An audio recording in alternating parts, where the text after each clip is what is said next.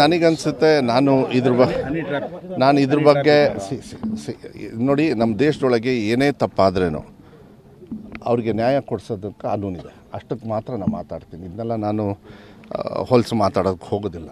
ಆದರೆ ವಿಚಾರಗಳು ನೀವು ಎತ್ತಿರೋದ್ರಿಂದ ನಾವೇನು ಮಾಡಬೇಕು, ಯಾವಾಗಲೂ ಕೂಡ ಎಲ್ಲರಿಗೂ ಒಂದು ಗೌರವ ಇರ್ತದೆ.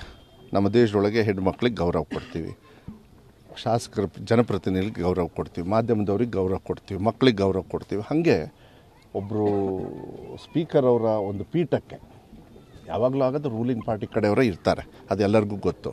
ಅದರ ಪೀಠಕ್ಕೆ ಅಗೌರವವನ್ನು ಕೊಡ್ತಕ್ಕಂಥದ್ದು ಅದು ಮೋಸ್ಟ್ಲಿ ನನಗನ್ಸುತ್ತೆ ನಮ್ಮ ಸಂವಿಧಾನದಲ್ಲಿ ನಾವು ಯಾರು ಕೂಡ ಎಕ್ಸೆಪ್ಟ್ ಮಾಡಬಾರ್ದು.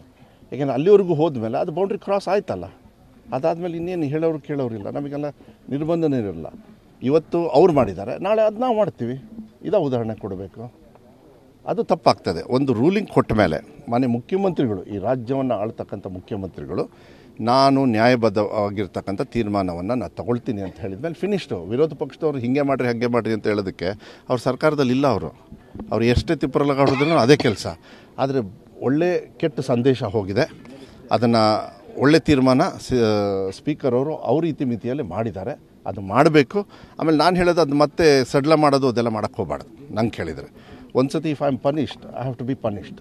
ಅದರೊಳಗಿಲ್ಲ ನನ್ನ ವರ್ತನೆ ಆಮೇಲೆ ನೋಡಿಬಿಟ್ಟು ಆಮೇಲೆ ತೀರ್ಮಾನ ಮಾಡೋಣ. ಈಗಲೇ ಅದ್ರ ಬಗ್ಗೆ ಚರ್ಚೆ ನಮ್ಮ ಮಾಧ್ಯಮದಲ್ಲಿ ನೋಡಿದೆ.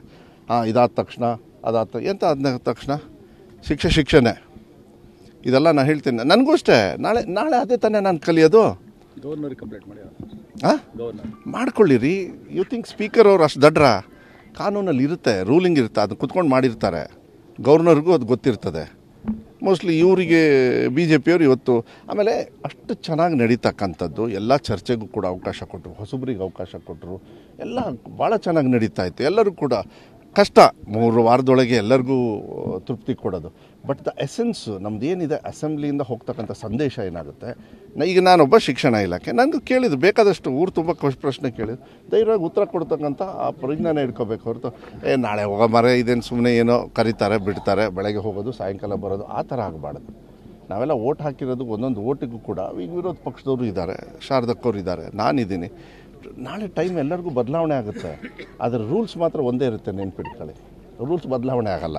ನಾವು ಈ ಕೆಲಸ ಮಾಡಿದ್ರೂ 6 ತಿಂಗಳ ಬದಲು 6 ವರ್ಷನೂ ಕೊಡ್ಬೋದೇನೋ, ಯಾರಿಗೂ ಗೊತ್ತು. ಮಾಡಬಾರ್ದು, ಎಲ್ಲ ಸಭ್ಯತೆ ಅಲ್ಲ. ನಮ್ಮಂಥ ಸಂವಿಧಾನದಲ್ಲಿ ಮತ್ತು ಪ್ರಜಾಪ್ರಭುತ್ವದಲ್ಲಿ ನಾವು ಒಳ್ಳೆಯ ಸಂದೇಶ ಯಾವಾಗಲೂ ವಿಧಾನಸಭೆಯಿಂದ ಕಳಿಸ್ಬೇಕೇ ಹೊರತು ನಾನು ಅಂದ್ಕೊಂಡಿರೋದು ಯಾವತ್ತೂ ಅಷ್ಟೇ ಅದನ್ನು ನಾವೇ ಕೆಟ್ಟ ಉದಾಹರಣೆ ಆಗಬಾರ್ದು ಅಂಥೇಳಿ ಅದು ಕೆಟ್ಟ ಉದಾಹರಣೆ ಅವತ್ತು ಆಗೋಯಿತು. ಅದಕ್ಕೆ ತೀರ್ಮಾನ ಸ್ಥಾನದಲ್ಲಿ ಕೊಡ್ತಕ್ಕಂಥವ್ರು ಸ್ಪೀಕರ್ ಅವರು ಕೊಟ್ಟಿದ್ದಾರೆ. ಅದನ್ನು ವೆಲ್ಕಮ್ ಮಾಡ್ತೀನಿ ನಾನು.